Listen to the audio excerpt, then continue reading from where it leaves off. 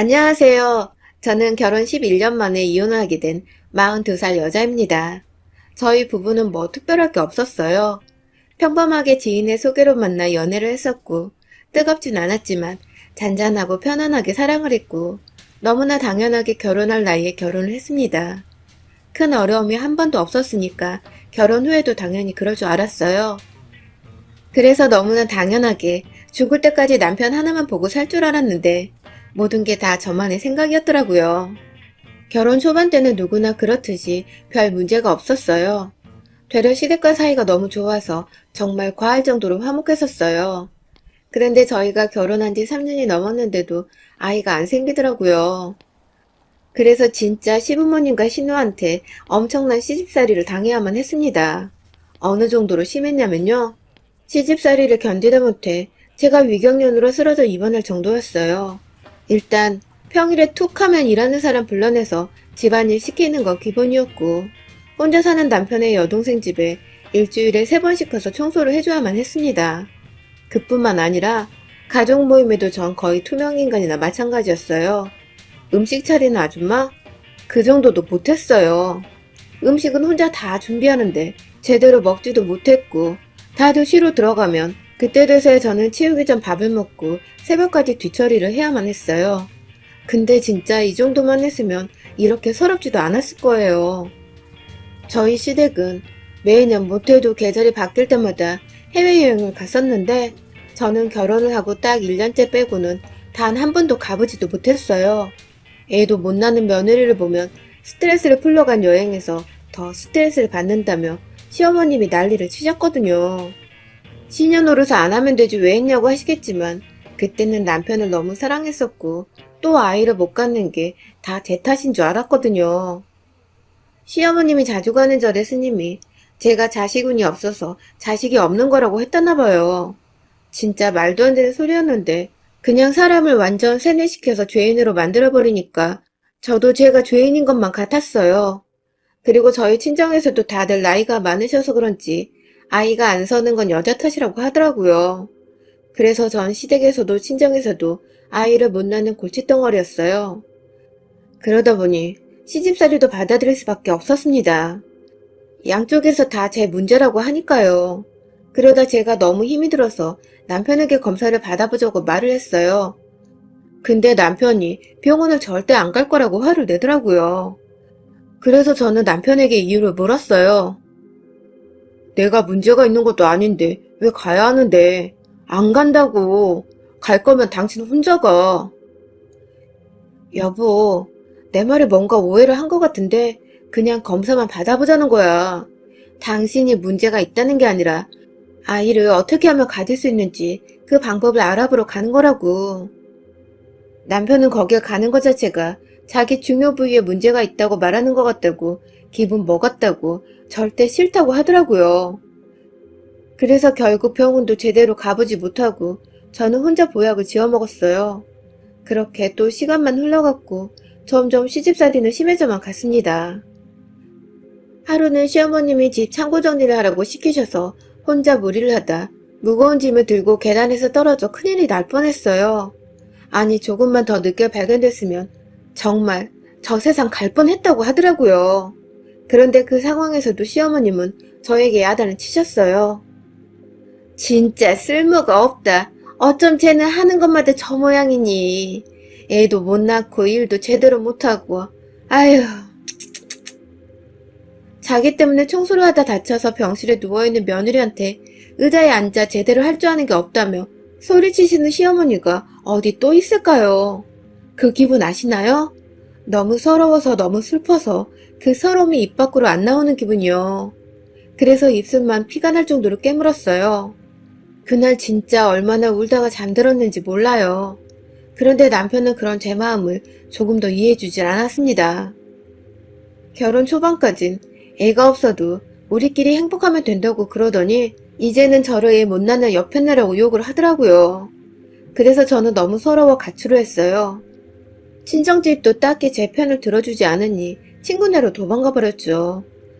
그렇게 한 2주 정도 가출하고 나니 남편도 심각성을 느꼈는지 제가 다니는 회사로 찾아왔더라고요. 그러더니 저를 붙잡고 말을 했어요.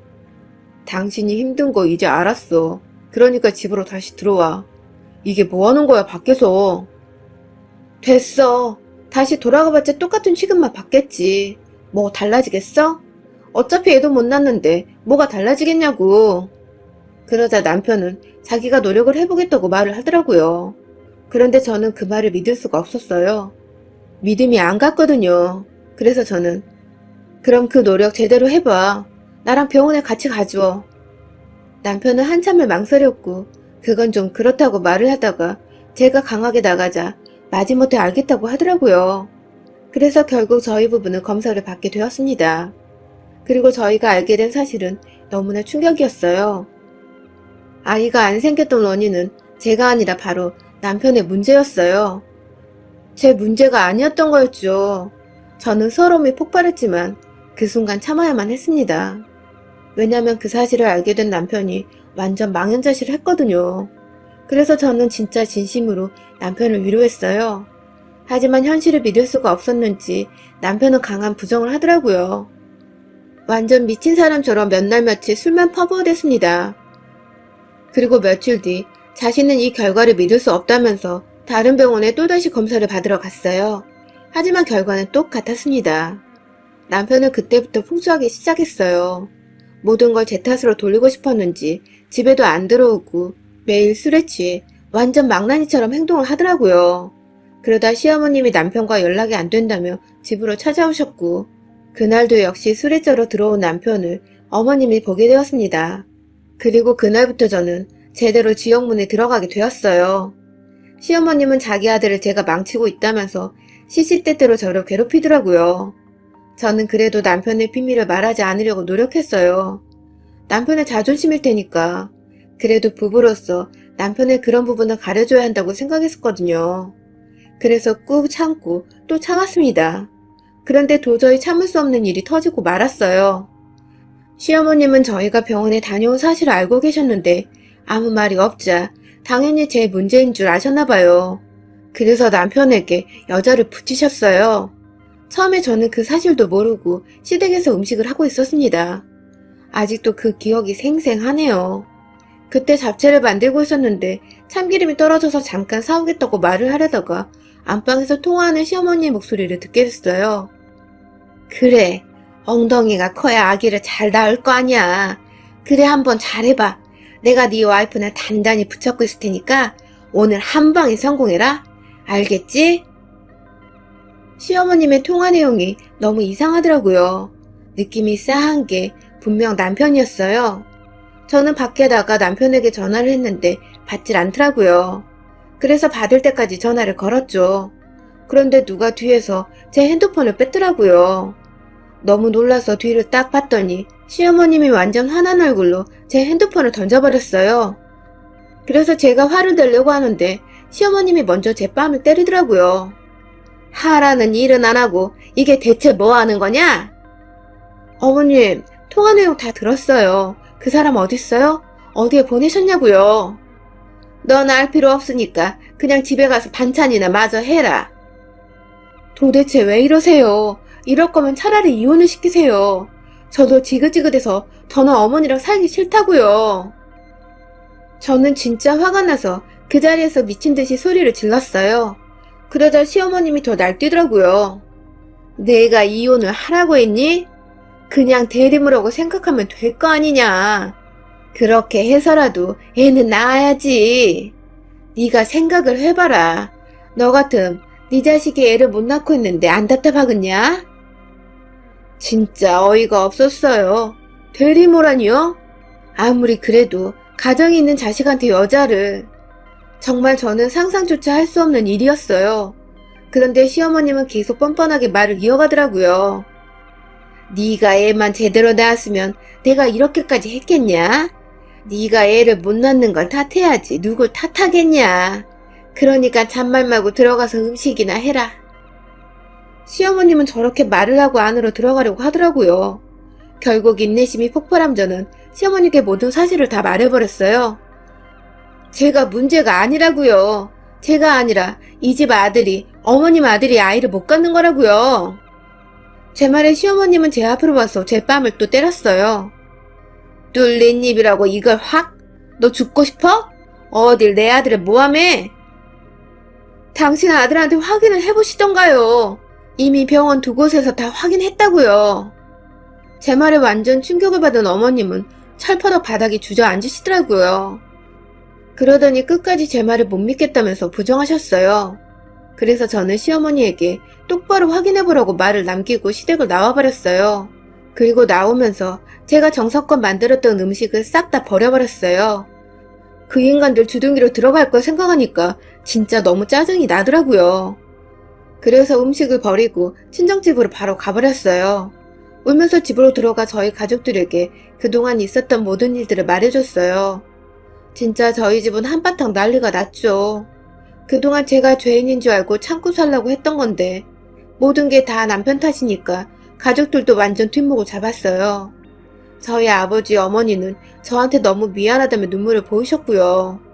솔직히 가족들한테 너무 서운했었는데 이렇게 아버지가 눈물을 보이시니까 그 원망과 미움이 다 풀리더라고요. 저희 부모님들도 저한테 그러고 싶으셔서 그런 건 아니었을 테니까요.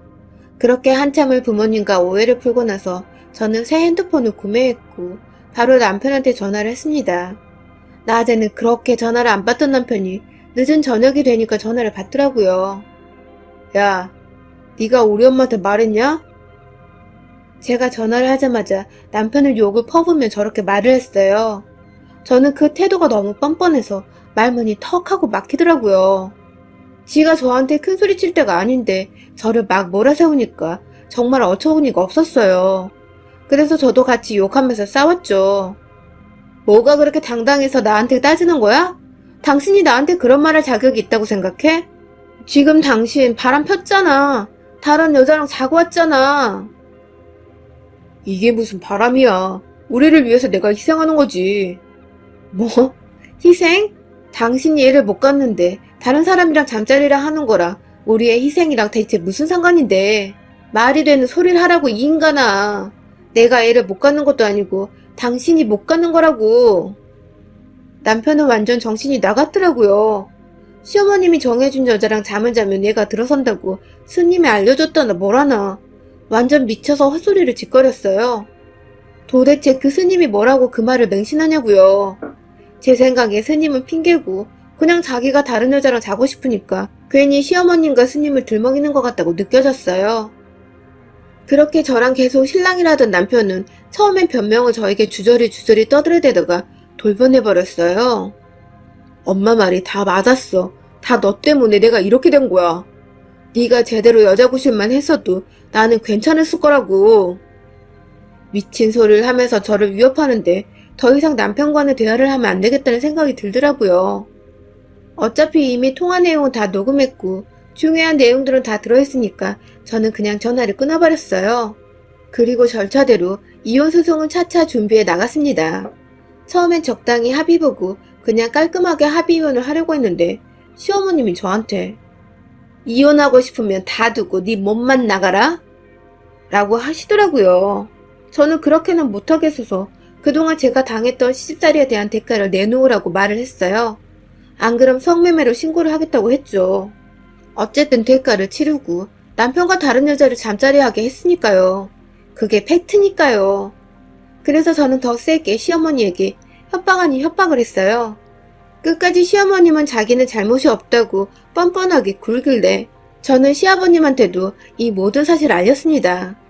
처음에 이 사실을 알게 된 시아버님은 저에게 거짓말을 하지 말라며 언성을 높이시다가 제가 시어머님과 남편하고 통화했던 모든 녹음 파일을 들려드리자 뒷목을 잡고 쓰러지셨습니다. 시어머님은 저한테 몰상식하게 굴었어도 시아버님한텐 잘했었거든요. 그러니까 더 충격을 받으셨던 것 같아요. 처음엔 죄송했죠. 그런데 저는 그동안 시댁 식구들한테 너무 많이 당해와서 시아버님한테 솔직히 죄송한 마음이 안 들었어요. 한편으로 속이 시원했어요. 제가 당한 거에 비하면 발톱의 때만큼도 못하니까요. 그 사건으로 지 잘난 아들 잘못인지도 모르고 무조건 제 탓을 하던 시아버지 시어머니의 코가 제대로 납작해졌으니까요. 그 후 며느리 잡던 시댁과 전 완전히 상황이 뒤바뀌었습니다. 그러자 시아버님이 쓰러지기 전까진 저한테 큰소리 뻥뻥 치던 시어머니가 남편도 시아버님이 정신을 차리고 난 뒤 무슨 일이 있었는지 저한테 함부로 못하더라고요. 그래서 그 인간들과 그나마 대화라는 걸 할 수 있게 되었어요. 진짜 그전까진 막무가내식으로 나와서 대화 자체가 안 됐었거든요. 사태 파악 제대로 한 시아버님과 시어머님은 저와 합의를 보려고 난리를 쳤고 그 덕에 저는 시댁에게서 제대로 보상을 받을 수가 있게 되었습니다. 제가 했던 가사노동과 심적 고통의 대가, 솔직히 한 푼도 안 남기고 다 뺏어먹어도 모자라지만 그래도 받아낼 수 있을 만큼 크게 받아냈어요. 거의 이혼 유자료만 받아내면 될 정도로 남겨놓고 시부모님과의 일은 끝내버렸습니다. 그리고 그 후 저는 몇 개월에 걸쳐 남편과 이혼 소송을 진행했고 끝내 제가 이길 수 있었습니다. 그리고 남편은 이혼 소송 중에도 여자를 만나러 다니다가 저에게 들켰고 추가 증거 자료가 되어 제가 제대로 이길 수 있게 되었어요. 더 웃긴 일은 이혼 소송이 끝나고 나서 터지기 시작했어요. 저와 이혼 후에 남편은 완전 자포자기했는지 다니던 직장에서도 성희롱, 성추행으로 고소를 당했고 시어머님은 남편을 총각으로 속여 여자들을 소개시켜주다가 사기죄로 고소를 당했다고 하더라고요. 사람들이 한순간에 완전 미쳐갖고 결국 시아버님은 그 둘을 내쳐버리셨다고 합니다. 그렇게 이곳저곳에 합의금을 구하다니던 시어머님은 저한테까지 찾아오셨어요. 그래서 저는 대차게 외면해버렸죠. 애미야, 내가 미안했다. 이번만 좀 도와줘라. 소송 중에도 정신을 못 차리시던 분이 이제 제대로 상황 파악이 되셨나 보네요. 내가 그땐 진짜 뭐에 씌었나 보다. 너도 내 입장이 되어봐라. 자식 새끼가 알을 못 낳는다는데 어디 제정신으로 살아갈 수 있겠니? 어머님의 잘못을 정당화시키지 마세요. 입이 100개 아니 1000만 개 달렸어도 어머님은 할 말이 없어야 되는 게 맞는 거라고요. 아시겠어요? 그러니까 다신 저 찾아오지 마세요. 자리를 박차고 나가려는데 제 앞에 무릎을 꿇으시는 시어머님. 그 모습을 보자니 순간 감정이 욱하고 올라와서 저도 모르게 뺨따구로 날려버렸습니다. 저도 깜짝 놀랐고 시어머님도 눈이 튀어나올 만큼 커졌어요. 그런데 지난날의 모든 기억들이 떠올라 참을 수가 없었어요. 조금만 더 잘해주시지. 아니, 기본적인 사람 취급이라도 해줬으면 제가 이렇게까지 화가 나진 않았을 거예요. 시어머님은 이런 제 감정을 이해하지 못하고 또 큰 소리를 치셨어요. 너무한 거 아니냐? 그래도 내가 네 시어머니인데. 시어머니? 아직도 정신을 못 차리셨네요? 이 정도로 끝나는 걸 감사하게 생각하세요. 뺨으로 때린 걸 다행이라고 생각하시라고요. 아시겠어요? 저는 솔직히 당당하니까 그래서 더 큰 소리를 쳤어요. 그리고 시어머님을 밀치고 커피숍을 나와버렸습니다. 지금 생각해봐도 뺨이라도 때리고 끝낼 수 있었다는 게 조금은 속이 후련하더라고요. 그게 아니었음 진짜 지금까지 많이 속상했을 거예요. 아무튼 그 후 저와 시댁은 완전히 연락이 끊어졌고 최근에야 소식을 듣게 되었어요. 남편과 같이 회사를 다니던 제 지인이 있었는데 남편은 그 사건으로 회사에서 쫓겨났고 합의가 이루어지지 않아서 결국 실형을 살게 되었다고 하더라고요.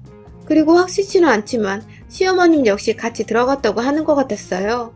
하늘이 진짜 그 집을 풍비박살 내려고 하는지 신우가 사기 결혼을 당해서 시아버님이 그나마 가지고 있던 재산까지 싸그리 털렸다고 하더라고요. 그 소식에 진짜 소름이 쫙 끼쳤어요. 역시 나쁜 짓을 하고 잘 살 수가 없나 봐요. 하루라도 빨리 그 집을 나오길 잘했다는 생각이 들었어요. 아니었으면 그 시기에 저까지 당했을지도 모르잖아요. 그래도 같이 산 정이 있다고 하는데 저는 그 정마저 다 털려버려서 더 이상 불쌍하다는 생각도 들지 않네요. 가장 예쁜 나이 때부터 이혼을 할 때까지의 시간을 생각해보면 너무나 서럽고 아까워 죽겠지만 그래도 그 지난 날들을 툭툭 다 털어버리고 지금은 작은 가게를 차려 일에 몰두하고 있습니다. 올해는 코로나 때문에 좀 많이 힘들지만 그래도 나를 위해 나만을 위해서 뭔가를 할 수 있다는 거에 감사해하며 살고 있어요. 다른 분들께도 많은 피해가 있으실 텐데 다들 힘내시길 바랍니다. 앞으로는 우리에게 더 좋은 일들만 생길 거예요. 모두 더 나은 하루하루가 되시길, 더 행복한 하루하루가 되시길 간절히 바라봅니다. 여러분의 생각은 댓글로 남겨주세요. 오늘도 시청해주셔서 정말 감사합니다.